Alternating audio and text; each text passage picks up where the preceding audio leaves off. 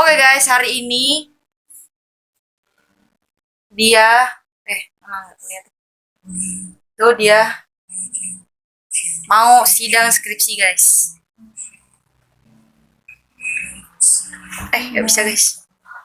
Ini guys. Bagaimana perasaan Anda?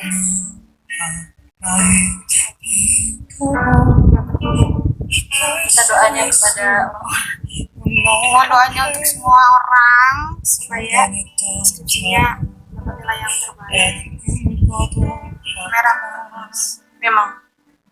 Nah, ini mohon maaf ya guys, merah karena itu langsung matahari. Hordengnya warna merah.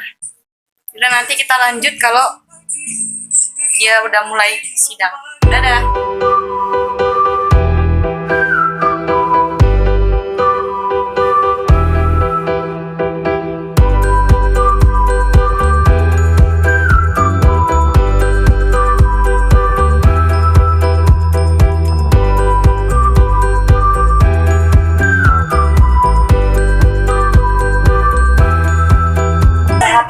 Menurunkan kualitas sumber daya manusia di negara kita. Kemudian dampak yang akan selain dampak yang akan diberikan lagi untuk negara adalah negara kita akan memiliki ketergantungan terhadap negara lain dalam pemenuhan cadangan pangan untuk masyarakat.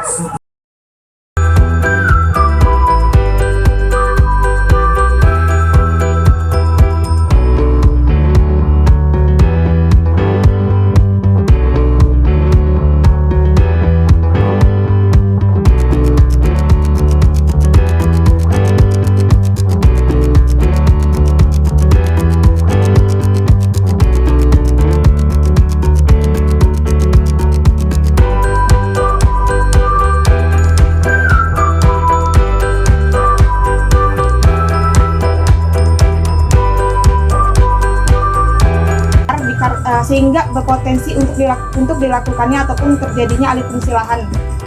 Selain itu, jika kita melihat jumlah penduduk Indonesia berdasarkan data yang dipublikasi oleh Badan Pusat Statistik melalui websitenya menyatakan bahwa setiap tahun jumlah penduduk Indonesia itu mengalami kenaikan, yang artinya apabila pada suatu negara itu mengalami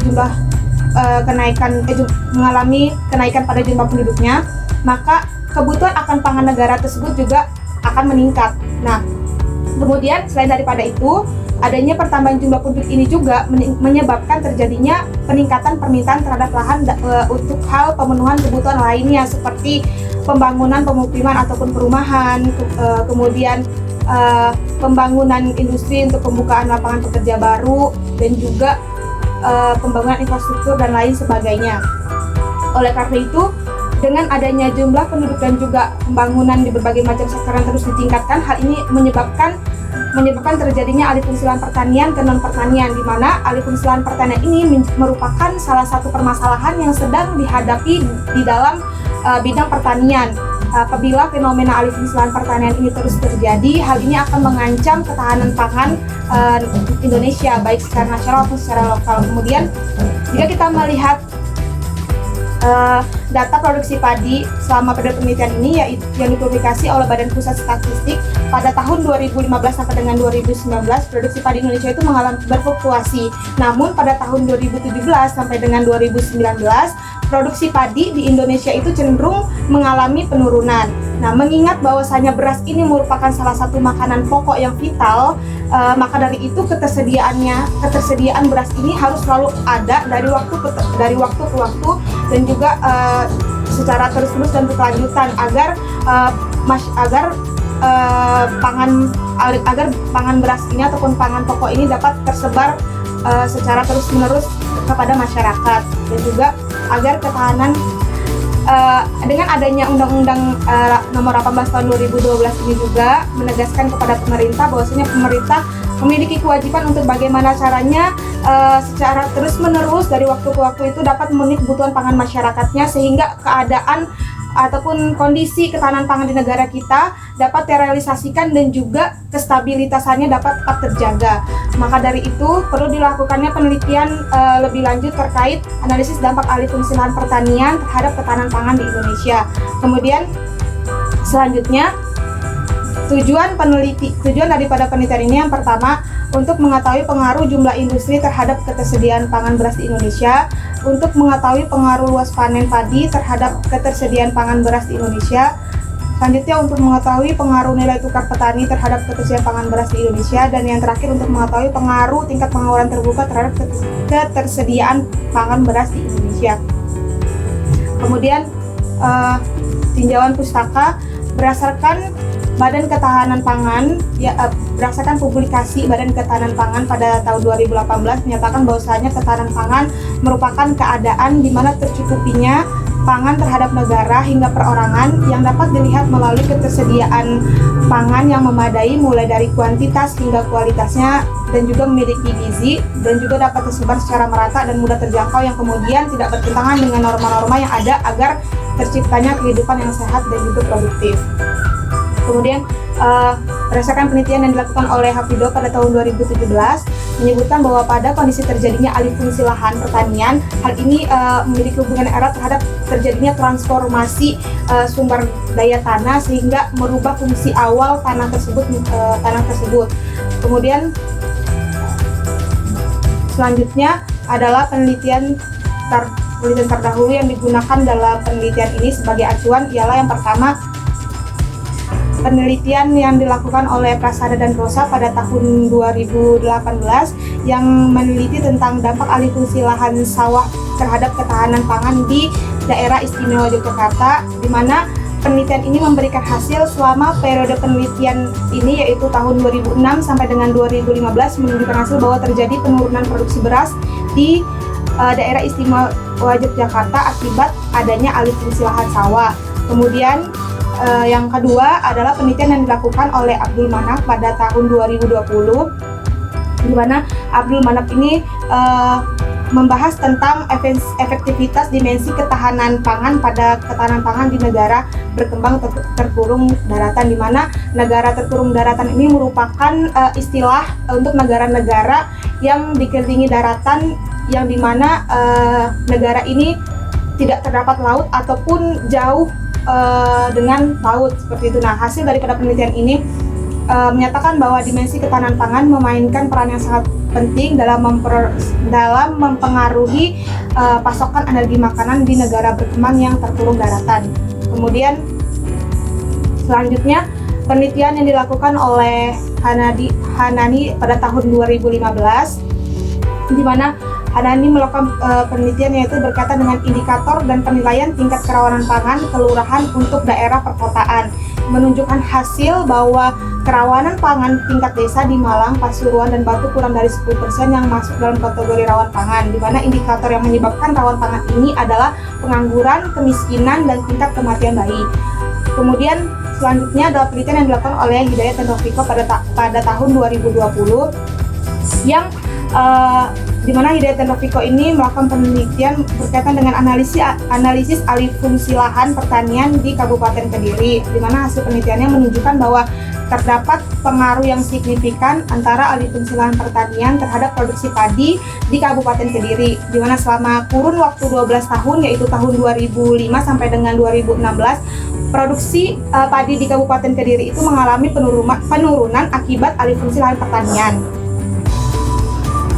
Adapun perangkat penelitian pada penelitiannya yakni variabel dependen yang digunakan pada penelitian ini ialah produksi padi. Kemudian variabel independen yang digunakan adalah jumlah industri, luas panen padi, nilai tukar petani, dan juga tingkat pengangguran. Dan juga hipotesis yang digunakan pada penelitian ini yang pertama, ada pengaruh positif jumlah industri pada produksi padi di Indonesia. Yang kedua, ada pengaruh positif luas panen padi pada produksi padi di Indonesia. Yang ketiga, ada pengaruh negatif nilai tukar petani pada produksi padi di Indonesia. Dan yang terakhir, ada pengaruh positif tingkat pengangguran terbuka pada produksi padi di Indonesia. Selanjutnya, metode penelitian. Yang pertama, populasi yang digunakan pada penelitian ini ialah Indonesia, di mana sampel yang digunakan yaitu 34 provinsi di Indonesia. Nah, adapun teknik pengambilan sampel yang digunakan yaitu teknik proportive sampling, di mana teknik ini merupakan teknik pengambilan sampel dengan kriteria tertentu. Kemudian jenis data yang digunakan pada penelitian ini adalah data sekunder berupa data panel. Kemudian teknik pengumpulan data pada penelitian ini yaitu melalui dokumentasi ataupun publikasi yang didapat dari Badan Pusat Statistik dan juga Kementerian Pertanian. Kemudian baik Pak. Iya Pak. Ini bisa. Iya Bu. Ada kan videonya kan analisis data oleh Kementerian terkait ketahanan pangan. Iya Bu. Nah, yang ingin Anda tanyakan kalau Anda bisa videonya itu kenapa Anda memilih variabel jumlah industri luas panen nilai tukar pengaduan terbuka. Nah, mana yang menggambarkan alih fungsinya? Karena gini, angka laporan penelitian itu kan harus mencerminkan apa yang di dalam, jadi tidak berbunga gitu ya. Nah, tolong jelaskan ke saya mana yang menjelaskan alih fungsi itu terhadap ketahanan pangan. Kenapa Anda memilih jumlah industri? Kenapa luas panen? Kenapa nilai tukar kan berapa nilai tukar? Mungkin pengambilan terbuka. Dasar pemilihan independen variabelnya Baik. Baik Bu. Sebelumnya terima kasih atas pertanyaannya Bu. Jadi yang pertama, mengapa saya mengambil variabel tersebut saya gunakan sebagai variabel independen? Yang pertama, saya mereplika melalui beberapa jurnal acuan yang saya gunakan Bu, yaitu untuk variabel jumlah industri sendiri dan juga nilai tukar petani itu saya mengambil ataupun mereplika dari penelitian yang dilakukan oleh Hidayat dan Rofiko pada tahun 2020 yang meneliti berkaitan dengan analisis alih fungsi lahan pertanian di Kabupaten Kediri. Kemudian untuk variabel pengangguran itu saya mereplika. benar. Iya Bu. Benar. Oke, Anda mungkin mengambil dari penelitian lain, tapi kan belum ada datanya ini. Kenapa Anda memilih jumlah industri? Iya Bu. Karena Dan Anda datanya data panel ya? ini Bu, data panel Bu. Tahun berapa itu Pak? Dari tahun 2015 sampai dengan 2019 Bu. Kenapa jumlah industri? Ya Bu, jadi seperti yang sudah saya bicarakan tadi Bu di latar belakang, bahwasanya kan memang pembangunan di negara kita itu sedang dilakukan gencar-gencarnya Bu. Dalam pembangunan ini kan juga membutuhkan lahan yang cukup besar. Nah, salah satu pembangunan ini ialah industri Bu, industri di berbagai macam sektor yang sekarang ini sedang dibangun besar-besaran oleh negara kita. Nah, itu kan membutuhkan lahan Bu yang besar. Nah, juga rata-rata lahan yang digunakan ini adalah lahan pertanian gitu Bu, karena lahan pertanian kan dianggap memiliki kawasan yang besar sehingga berpotensi untuk dialihfungsikan ke sektor lain seperti itu Bu. Jumlah industri apa jumlah pabrik Anda? Industri Bu, industri